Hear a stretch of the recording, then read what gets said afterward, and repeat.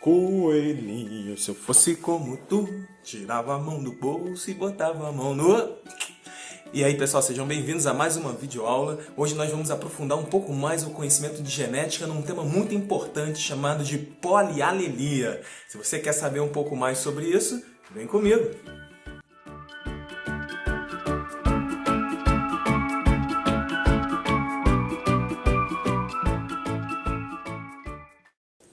E aí, pessoal, polialelia é um tema muito importante porque ele é uma variação da primeira lei de Mendel. Até esse momento, nós falamos ali sobre albinismo, sobre polidactilia. Albinismo e polidactilia são dois casos em que eu tinha apenas dois alelos envolvidos. Lembra lá no albinismo?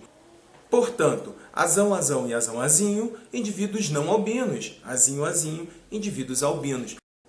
O que a gente sabe é que na natureza nem sempre eu encontro apenas dois alelos envolvidos em uma característica. É possível encontrar 2, 3, 4 alelos envolvidos na mesma característica. E aí é aqui que vem o conceito de polialelia. Polialelia é quando mutações acontecem nos alelos capazes de levar a variações daquele alelo inicial. Então imaginemos aqui um alelo azão. O alelo azão sofreu mutação e deu origem ao alelo A'. Esse alelo A' sofreu mutações e deu origem ao alelo A'. E aqui eu já tenho 3 alelos envolvidos. Perceba que 3 alelos envolvidos podem se combinar de formas diferentes para dar fenótipos diferentes. Então, uma coisa que é um exemplo que é bem interessante sobre polialelia é o exemplo dos coelhos. Então, nós podemos encontrar 4 variantes de coelhos interessantes para essa nossa discussão. Então, existe o coelho que é o selvagem, é um coelho com um fenótipo mais malhado, mais puxado para o marrom, cinza. Ele tem nuances de cores no seu fenótipo, como essa que você está observando aqui. Bom, esse indivíduo selvagem carrega com ele o alelo CS, de selvagem. Logo depois do indivíduo selvagem, você consegue perceber aqui um indivíduo que é conhecido como chinchila. Chinchila é aquele coelhinho mais cinza, não é o animal chinchila. Existe o animal chinchila, mas esse é o tipo de pelagem chinchila, ok? Que é um pouco mais cinza, um cinza mesclado com pelos brancos. Então a gente consegue perceber aqui um fenótipo diferente do nosso primeiro coelho selvagem. O gene, ou melhor, o alelo que o indivíduo chinchila carrega é o CH.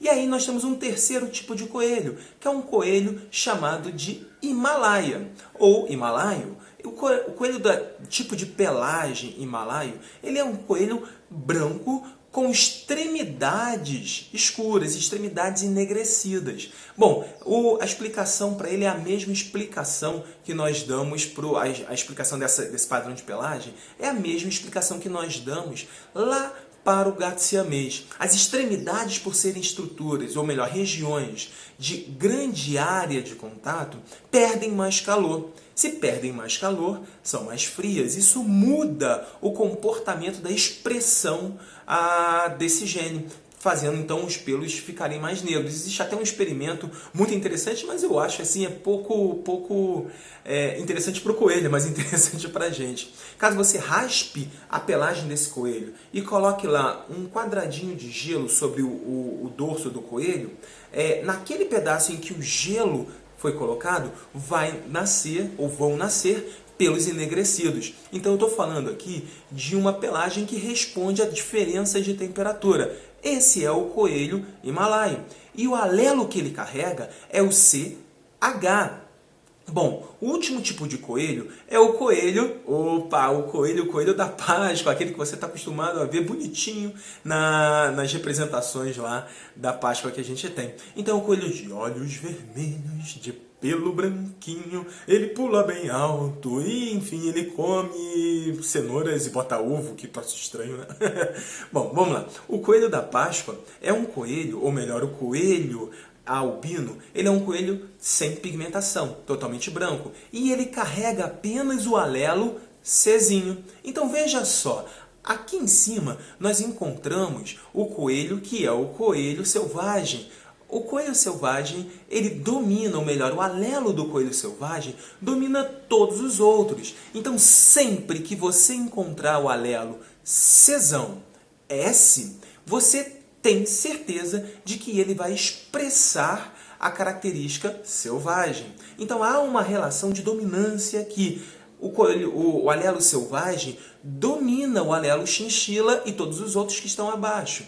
Agora, o alelo chinchila, caso não esteja na presença do selvagem, domina todos os outros abaixo, ou seja, ele domina o himalaio e ele domina o albino.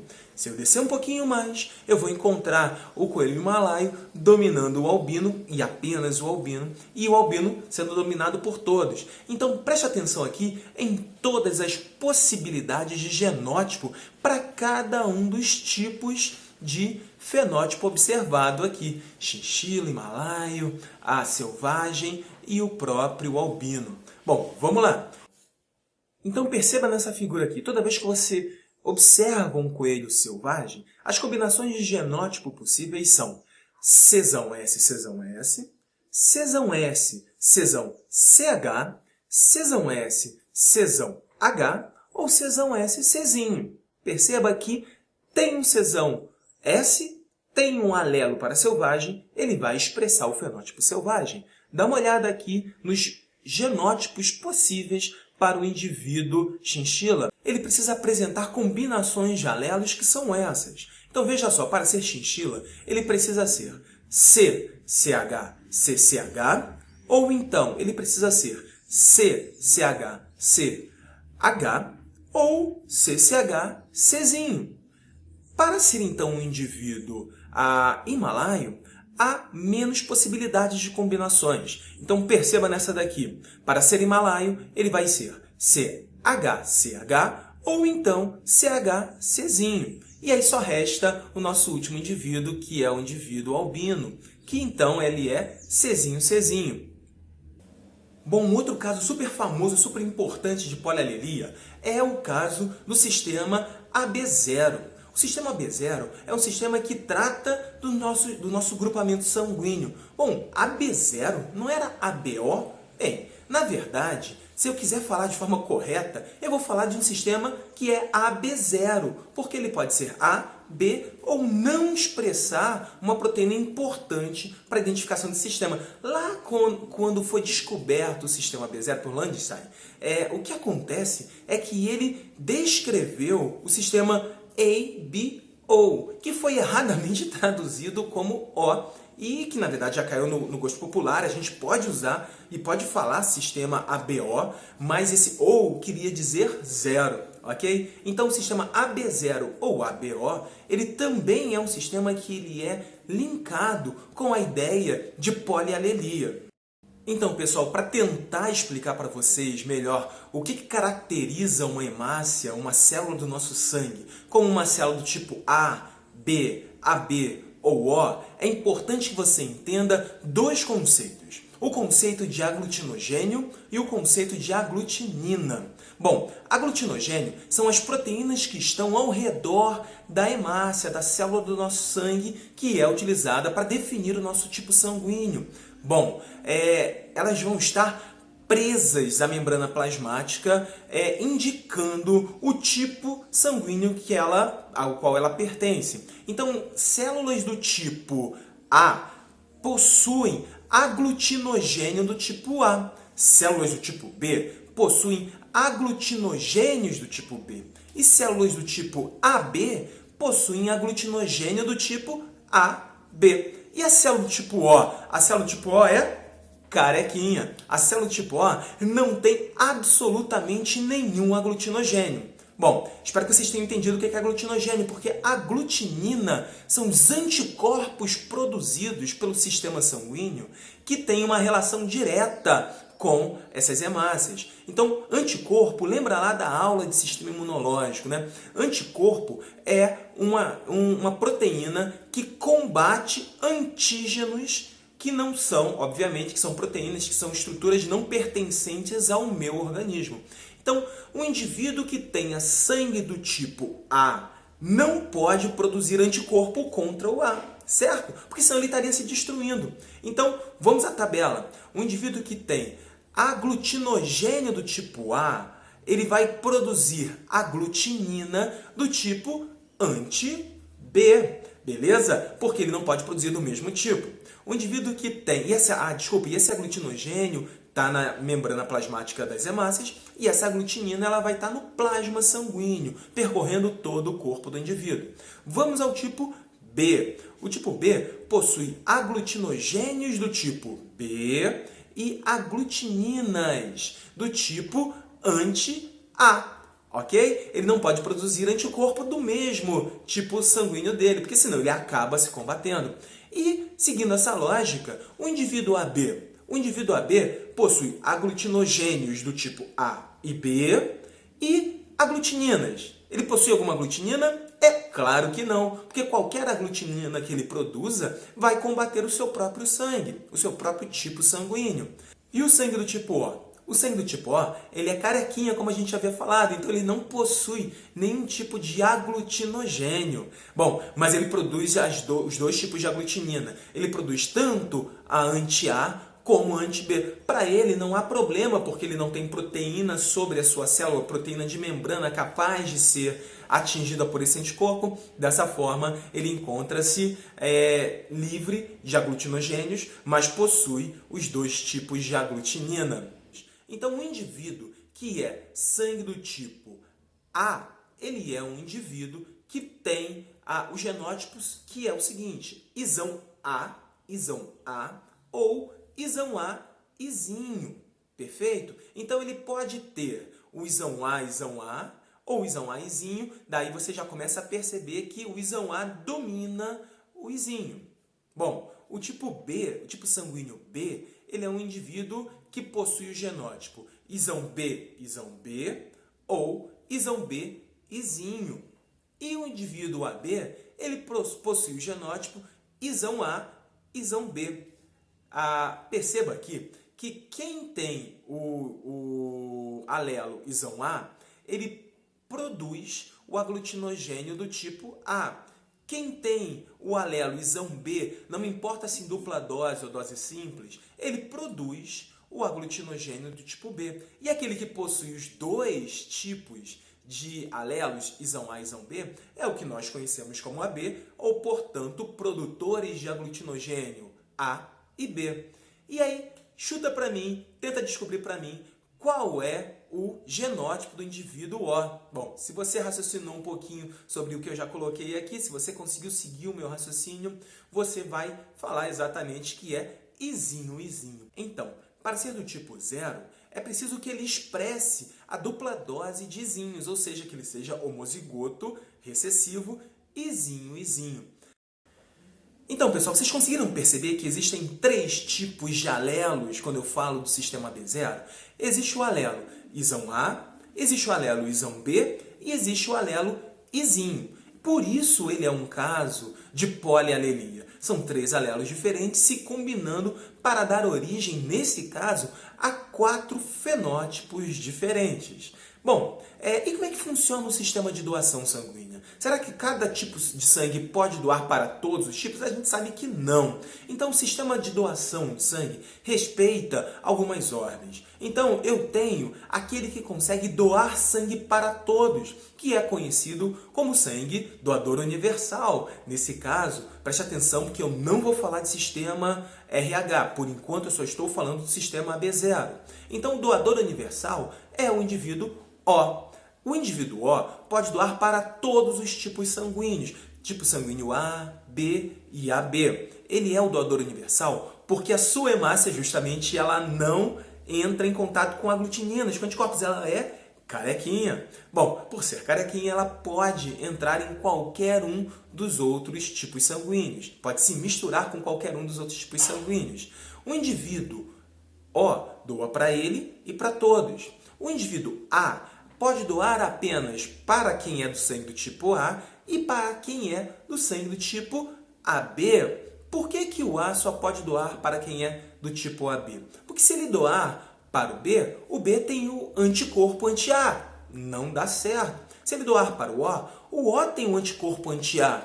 vão destruir todas as hemácias que estão chegando, elas vão aglutinar, mas o único que não tem nenhum anticorpo é o indivíduo AB, então ela vai doar para quem é AB. Vamos lá para o indivíduo B. No indivíduo B, ele pode doar para ele mesmo e pelo mesmo raciocínio, ele só pode doar para quem não tem anticorpos contra ele. E quem não tem anticorpos contra ele é o indivíduo AB. Então, o AB se torna o receptor universal. Ele recebe sangue de todos, inclusive do AB. Opa, beleza! Então, quer dizer que quem é AB, no caso eu, quem é AB, ele está bem, ele não vai ter problemas com doação de sangue. Calma, calma, calma. O problema são doações que superam uma bolsa de sangue.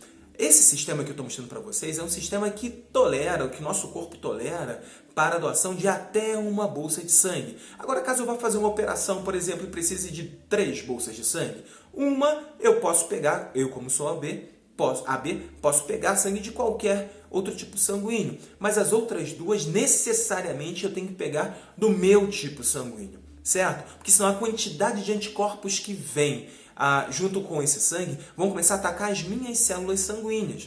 Dessa forma, eu vou precisar conhecer quem são as pessoas AB ao meu redor. Porque aqui no Brasil, o sangue mais raro que existe é o sangue AB. Você sabe qual é o sangue mais comum?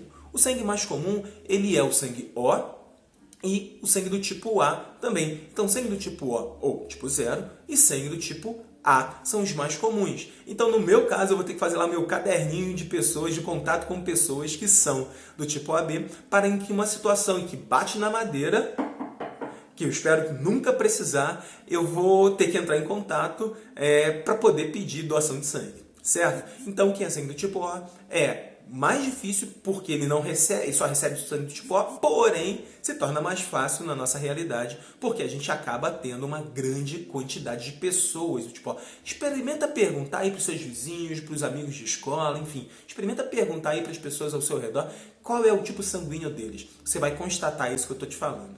Então eu acho que você deve estar se perguntando exatamente nesse momento como é que você faz para descobrir o seu tipo sanguíneo. Como é que em laboratório a gente faz isso? Então existe um teste muito interessante, super simples de fazer, chamado de teste de tipagem sanguínea. O teste de tipagem sanguínea ele é feito com apenas 2 gotinhas de sangue, simples assim. Bom, eu pego uma plaquinha de vidro, pingo 2 gotinhas de sangue separado e vou usar anticorpos. O anticorpo anti-A e o anticorpo anti-B. Lembra lá das aglutininas? A mesma história, aglutinina anti-A e aglutinina anti-B. Quando eu pingo o anticorpo anti-A sobre a gotinha de sangue e pingo o anticorpo anti-B sobre a outra gotinha de sangue, eu espero encontrar uma reação. Caso coagule, caso eu perceba aquele sangue aglutinando, tendo um aspecto mais gelatinoso, isso significa dizer que aquele sangue reagiu com o meu anticorpo. Então perceba esse meu primeiro exemplo. Quando eu tenho uma gotinha de sangue aglutinando na presença apenas do soro anti-A, significa dizer que aquele sangue é do tipo A. Se a gotinha de sangue, se no meu experimento apenas aglutinar com o anticorpo anti-B, significa que aquele tipo de sangue responde ao anticorpo contra ele, ou seja, ele é sangue do tipo B. E se ele aglutinar com os 2 tipos de anticorpo, tanto com o anticorpo A como com o anticorpo anti-B? Bom, se ele aglutinar com os 2, significa que ele reage aos 2, ou seja, ele é um indivíduo AB. Isso significa dizer que ele tem proteínas de membrana aglutinogênios do tipo A e proteínas de membrana ou aglutinogênios do tipo B. E caso ele não reaja, caso eu não consiga perceber essa aglutinação, essa gelatina se formando quando eu pingo a gotinha do anticorpo, significa dizer que ele não tem qualquer tipo de aglutinogênio na sua membrana. Ou seja, carequinha, não reage, ele é do tipo O. Então perceba que é super fácil descobrir quando ele é sangue do tipo AB, AB ou O. Bom, a determinação sanguínea não para apenas no sistema B0. Eu consigo encontrar outros sistemas muito importantes, como o sistema RH, como o sistema MN, enfim. Existem muitos outros sistemas que a gente poderia estar falando aqui, mas a gente vai frisar num que é extremamente importante, que todos aqui conhecem, que é o sistema RH. O sistema RH, ele não respeita a história da polialelia. Ele é um sistema mais parecido com aquilo que a gente conversou lá no caso do albinismo. Há apenas 2 alelos envolvidos, certo? E eu vou usar aqui a letra R para determinar o fator RH, ou o sistema RH. Então, indivíduos que são RH positivo, eles têm ao menos um alelo dominante, um Rzão. Então, eles podem ser Rzão, Rzão, ou Rzão, Rzinho. Indivíduos que são RH negativo, eles são Rzinho, Rzinho, ou seja, são homozigotos recessivos. E o que isso quer dizer na vida prática? Na vida prática quer dizer que as hemácias têm na sua superfície aglutinogênios, as hemácias de indivíduos RH positivo, que têm na sua superfície aglutinogênios do tipo positivo, do tipo RH, ou seja, elas possuem o aglutinogênio. E as hemácias, que são RH negativo, elas possuem, na verdade, uma membrana plasmática também carequinha, porque positivo significa possuir, negativo significa não possuir proteínas sobre sua membrana, correto? Então vamos lá, os aglutinogênios estão expressos aqui. E as aglutininas, como é que elas funcionam? Um indivíduo que é RH positivo, ele é um indivíduo que tem aglutinogênios sobre sua membrana, mas não tem anticorpo qualquer, ou seja, não apresenta aglutininas. No caso de indivíduos RH negativo, os indivíduos RH negativo, eles não têm a proteína nenhuma de membrana, ou seja, eles não têm aglutinogênio, mas eles possuem aglutinina anti-RH. Sabendo disso, a gente vai então dar uma olhadinha aqui em como é que funciona o sistema de doação. Então, o indivíduo que ele é RH negativo, ele doa para ele mesmo, como você está vendo nessa figura. O indivíduo RH positivo, ele doa para ele mesmo também. Mas, perceba que quem é negativo pode doar sangue para quem é positivo. Porque ao doar sangue para quem é positivo, as hemácias carequinhas, lembra, sempre carequinha, eu sabia que ser careca eu poderia trazer uma vantagem sobre os outros, não é? Então, uma hemácia carequinha, ao passar para um outro tipo sanguíneo, ela não sofre reação. Ela não vai sofrer reação com os anticorpos que lá existem. Então, de novo, quem é sangue do tipo RH negativo pode doar sangue para quem é sangue do tipo RH positivo. Mas o inverso não pode acontecer porque quem é negativo já possui anticorpos contra o sangue positivo. Qualquer sangue positivo que chegue vai ser amplamente destruído. Então eu preciso voltar lá ao sistema AB0 e agora colocar os indivíduos com fator positivo e negativo. Quem seria o indivíduo doador universal? O doador universal é o O negativo. E quem é o receptor universal? É o AB positivo. Então a explicação começa a se tornar um pouco mais forte quando a gente começa a pensar um pouquinho sobre doação de sangue. Bom, um exemplo interessante pra caramba tem relação direta com uma doença chamada eritroblastose fetal, e também conhecida como doença hemolítica do recém-nascido. Cara, eu amo a biologia porque a biologia traz nomes fáceis pra gente, poucos nomes pra gente entender e decorar, mas espera aí, não se assusta agora não. Eritroblastose fetal, ou doença hemolítica do recém-nascido, é uma doença em que as hemácias de uma criança vão ser lisadas, explodidas, estouradas. Então, a criança ela vai nascer com hemácias destruídas por conta de uma situação que envolve o sistema B0, que envolve principalmente o sistema RH.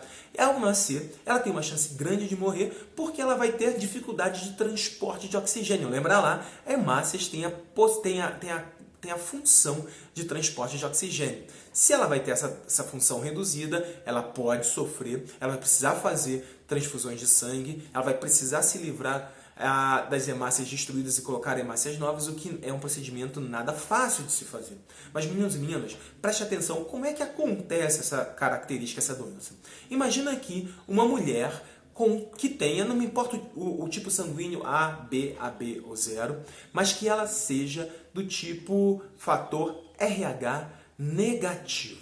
Uma mulher do fator RH negativo, caso ela carregue em seu ventre um filho de fator RH positivo, ela tem tipos de sangue que são incompatíveis. Lembra lá? O negativo pode doar para o positivo, mas o positivo jamais pode doar para o negativo. Durante a primeira gestação, nada vai acontecer com essa mulher. O problema será durante o parto. No momento do parto, o sangue da criança entrará em contato com o sangue da mãe. E ao entrar em contato, essa mãe ela vai ser sensibilizada, porque ela recebe uma pequena quantidade de sangue do tipo RH positivo. Então ela vai passar a produzir anticorpo contra esse sangue, porque ela é capaz de fazê-lo.